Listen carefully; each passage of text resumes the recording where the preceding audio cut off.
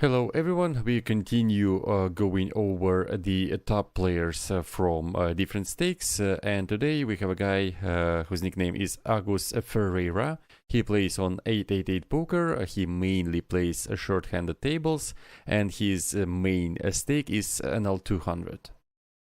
This guy has a stunning win rate, 12.6 big blinds per 100 for 69k hands. What's also interesting is that his one-went-off flop is quite high, 54, which characterizes him as a strong and unyielding opponent. As usual, let's go over three hands from our hero. First one, pocket jacks on the button. We face a cutoff raise and we 3-bet, and then big blind called 4-bets. Okay, here, first of all, we want to know who our opponent is, so that we can make correct decisions both pre-flop and post-flop.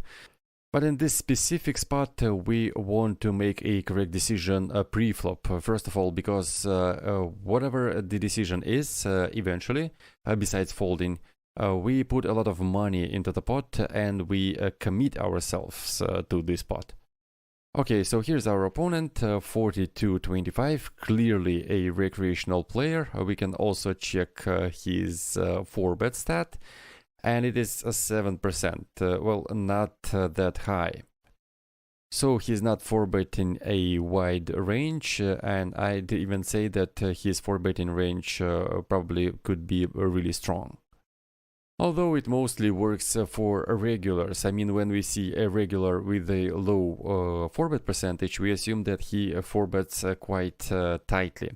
But when we deal with a recreational player, his 4-betting range can be more blurred, more scattered, so to say.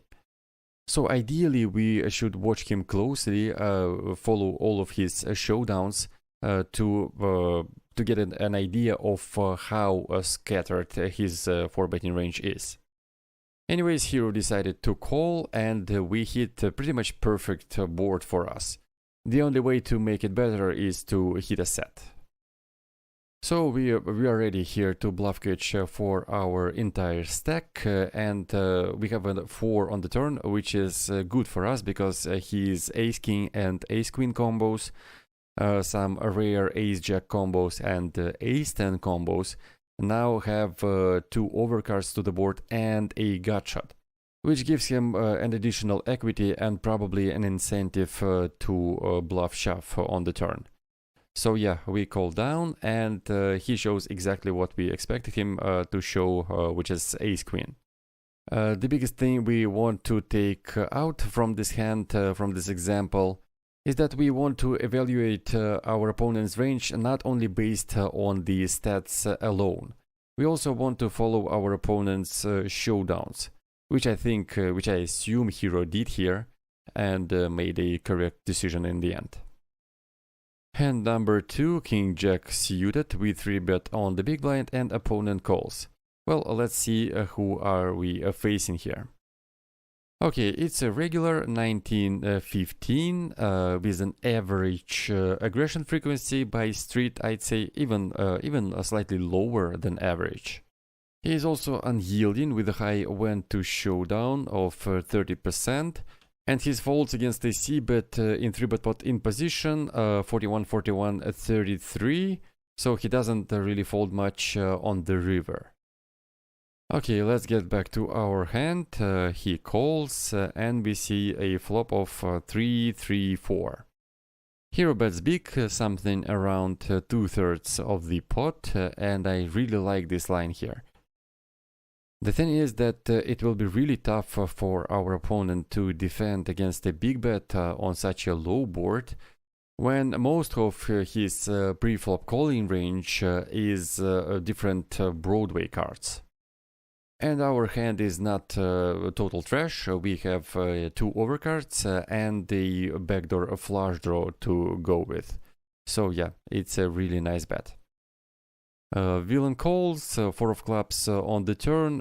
We don't improve at all here, so we check with an idea of giving up, but villain checks back, and we hit a jack on the river.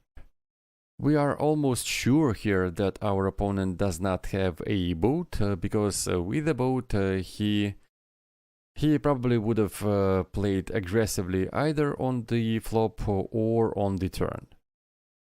So yeah, it means that we are almost always ahead here with our pair of jacks, and hero chooses a very unconventional line.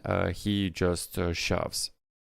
I mean, it's unconventional for the NL 200 field.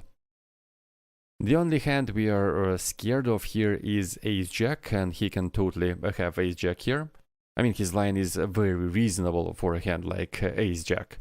But anyways, this type of opponent is really great for this line from our hero, because as we said earlier, he doesn't really like to fold, especially on the river.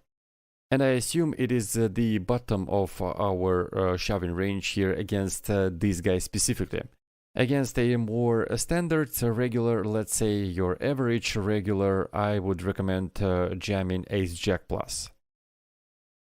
Oh, very surprising showdown he called with ace-queen, so basically ace-high. And the final hand for today, we 3-bet aces on the small blind, we choose a big sizing, 13 big blinds, and let's see who are we up against. 33-21, I mean, at the first glance, you may think that we are facing a regular, even though the gap between VPIP and PFR is quite big still, but yeah, it's not a regular. Or maybe it's a recreational player who laid his hands on a preflop chart of some sorts, or maybe he is just more careful preflop. However, his win rate of minus 48 BBs per 100 over a huge sample tells us that it is a weaker player. So yeah, I think it is really important here to increase 3-bet sizing with a nutty hand against this guy. His fold to 3-bet is only 18%, so he calls pretty much everything, and of course we want to value bet big. Flop is Jack 10-3. I don't see any third betting here against this type of opponent. I want to bet bigger, and this is exactly what hero does. So I like this sizing a lot. 9 on the turn, probably the worst turn card in the deck for us, because it completes a lot of 2-pair combos for our opponent, and also completes the obvious straight king-queen.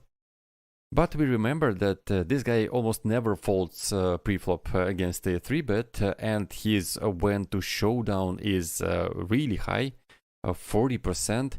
So yeah, this guy doesn't like folding at all, pretty much at any point of the hand.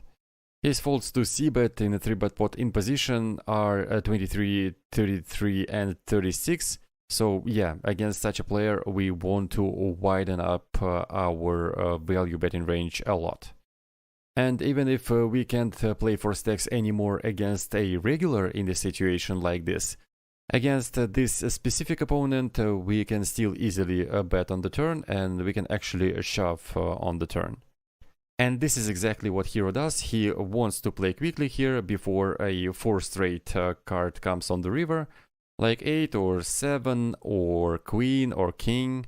Actually a lot of cards we don't want to see on the river, so we want to end this hand right here. Villain calls and shows a 9-5 of spades. So this is it for today. Thank you very much for watching, and see you next time.